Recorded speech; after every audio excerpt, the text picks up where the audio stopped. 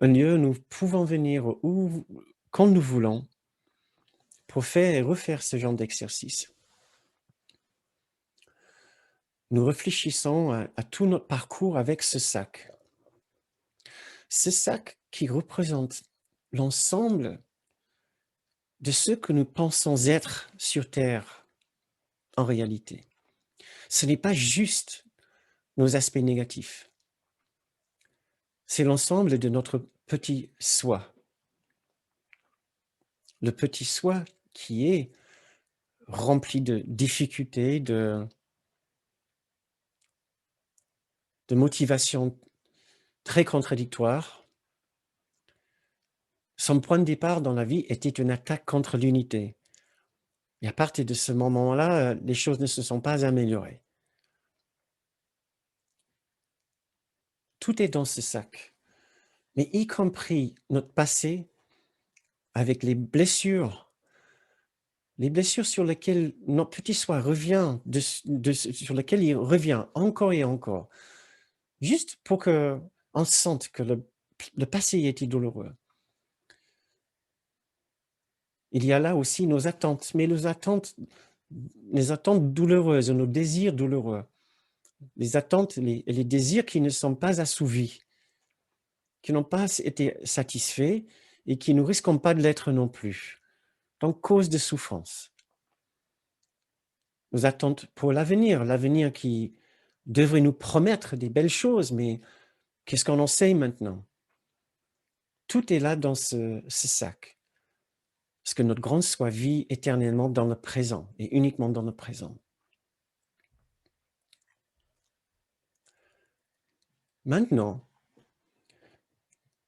essayez d'imaginer que pendant que vous aviez les yeux fermés, notre guide est passé d'une personne à une autre.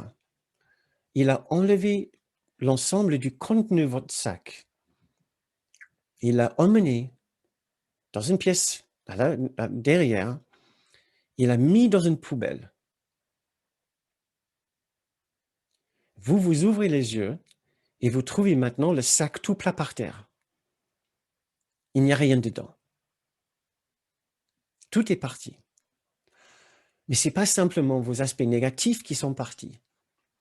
C'est aussi l'ensemble de tout votre historique de souffrance.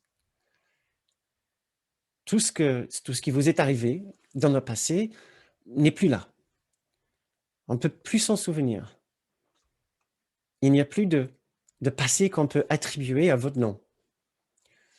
Il n'y a plus de présent douloureux non plus au niveau de vos attentes.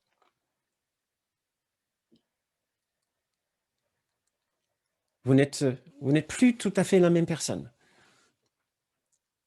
On pourrait même dire que vous ne vous reconnaissez pas. On pourrait se poser cette question. Qui est-ce que vous êtes sans le sac? Qui êtes-vous sans le passé, sans votre passé douloureux, sans les blessures, sans les souvenirs des souffrances? Qui êtes-vous sans vos attentes et vos désirs? Tout ce qui vous empêche de reconnaître les dons exceptionnels que nous possédons déjà à l'instant même.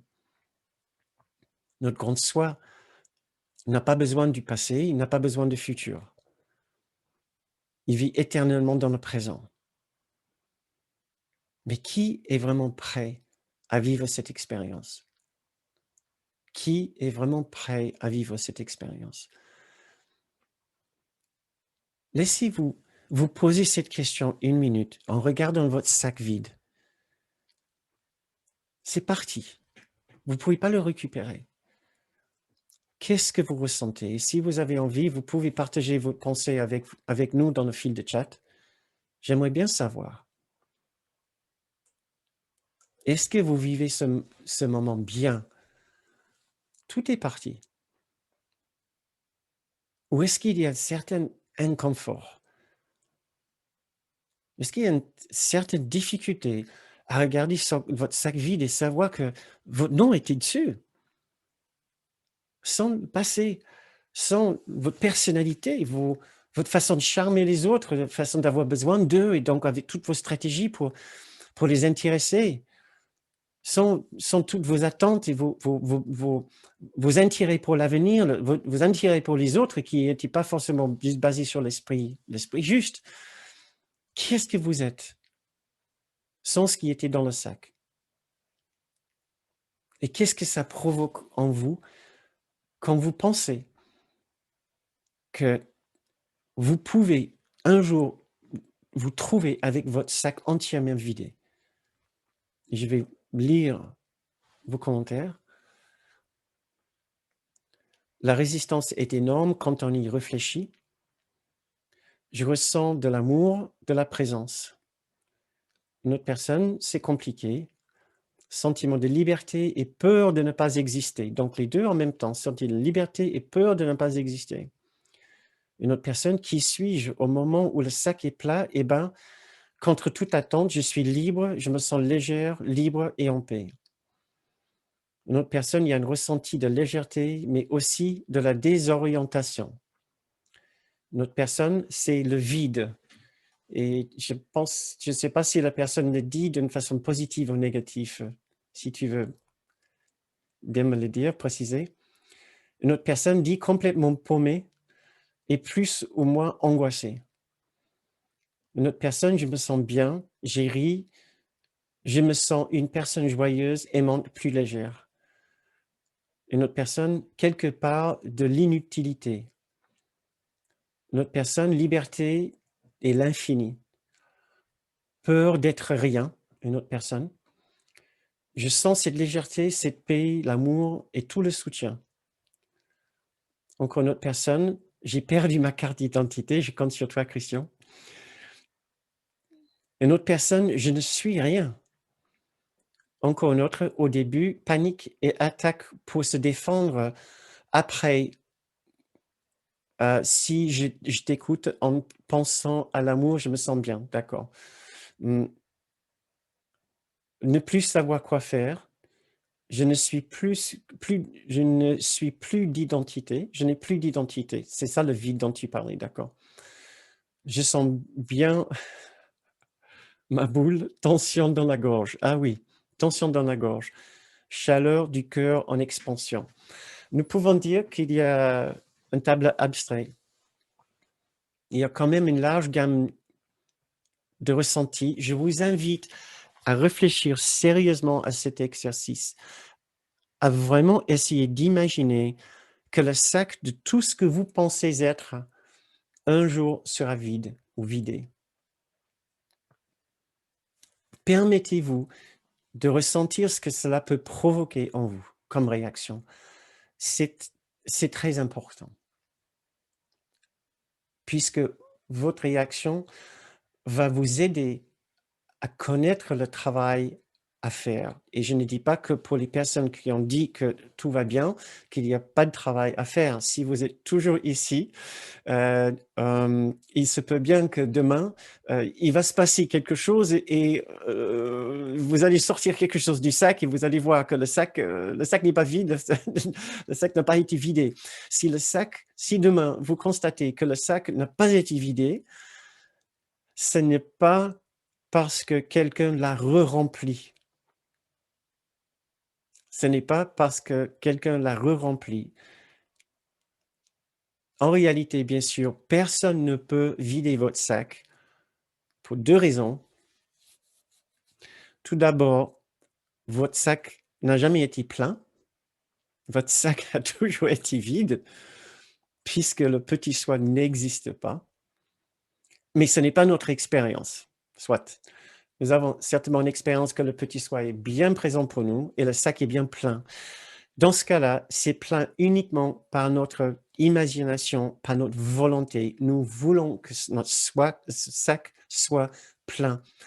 Plein de nos pensées de souffrance, plein de notre passé douloureux, plein de nos attentes, plein de nos nos pensées d'exclusion, de jugement, d'énervement, de susceptibilité, de vulnérabilité, de fragilité, si tout cela revient dans notre sac, c'est parce que nous voulons que ce soit là.